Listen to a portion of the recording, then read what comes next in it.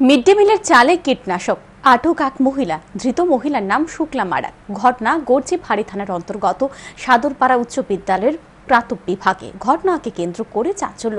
ধৃত মহিলা বর্তমানে গর্জি ফাঁড়ি থানার পুলিশের হেফাজতে রয়েছে। মিড ডে মিলের চালে কীটনাশক, ঘটনা গর্জি ফাঁড়ি থানার অন্তর্গত সাদরপাড়া উচ্চ বিদ্যালয়ের প্রাথমিক বিভাগে।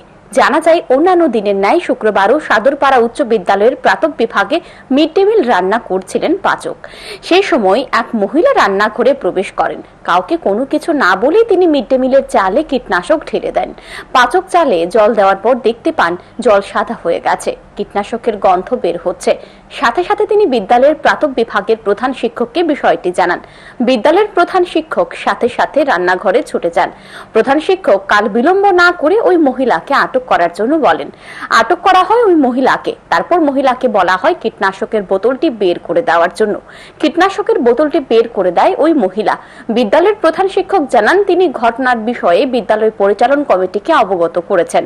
বিদ্যালয় পরিচালন কমিটির সিদ্ধান্ত মোতাবেক ধৃত মহিলাকে তুলে দেওয়া হয়েছে গর্জি ফাঁড়ি থানার পুলিশের হাতে। বিদ্যালয়ের প্রধান শিক্ষক আরও জানান, ধৃত মহিলার নাম শুক্লা মারাক, বয়স 35 বছর। স্বামীর নাম রাজতি বুর্মা। ব্যাগের মধ্যে কি জানি একটা দিছে, কীটনাশক ওষুধ আমরা বুঝতে পারছি না, পরে গিয়ে বুঝছি। আমার এটা কি জানি দিছে, ওষুধ নাকি দিছে, আমি দেখে যান যাই দেখলাম, দেখে সাদা হইয়া দিছে, ব্যাগে সাদা হইয়া দিচ্ছে, ওষুধের গন্ধ বাড়িতে আছে। তখন ওই মহিলাটা ধরলাম।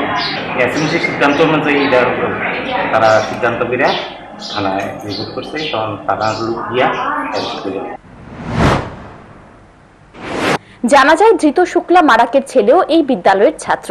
ঘটনার খবরে এলাকায় ছড়িয়ে পড়ার সাথে সাথে বিদ্যালয়ে ভিড় জমায় এলাকার লোকজন। ঘটনাকে কেন্দ্র করে এলাকায় চাঞ্চল্য ছড়িয়ে পড়ে। ঘটনার তদন্তে নেমেছে police. Bureau report, news today.